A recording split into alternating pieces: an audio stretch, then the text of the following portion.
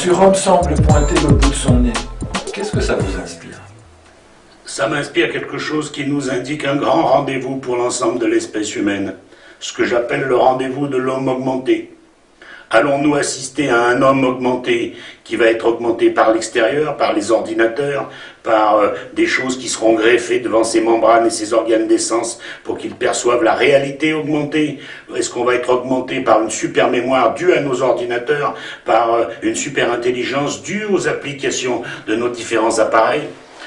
Ça, c'est la première augmentation. Et je crois que cet homme sera un homme augmenté, mais mutant.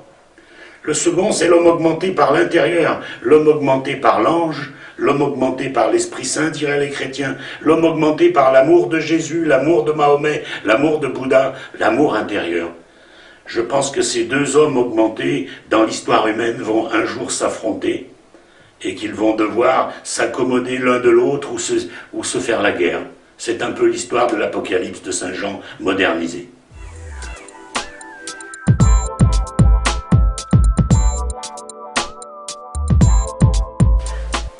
Alors nous avons rendez-vous chaque fois avec un nouvel entretien des dialogues avec l'ange, non pas pour expliquer les choses, mais pour les vivre. Parce que quand même, il s'agit de la route de l'homme qui est décrite. La route de l'homme, s'il a envie de s'accomplir, c'est la nôtre de route.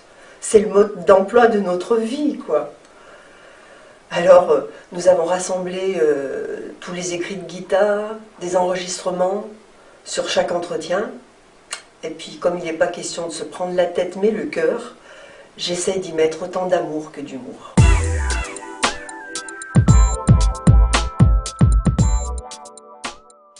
Père André-Marie, qui es-tu?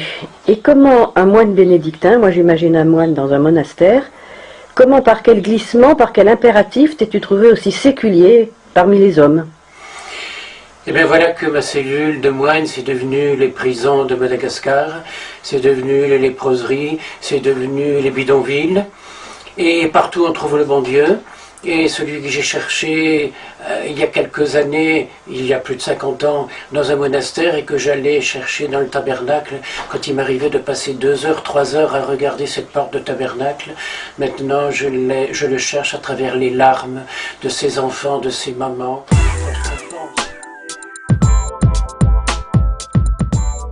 Le principe est très simple, je voulais que tout le monde puisse partager quelque chose. Et on a tous des choses en trop là où d'autres ont des manques. Donc partant de là, voilà, je suis partie du fait qu'on allait mettre ces deux catégories de personnes, on allait tenter de faire en sorte qu'elles se relient l'une avec l'autre. Deux catégories connectées par ce tableau, à gauche les besoins des plus démunis, à droite les dons des riverains.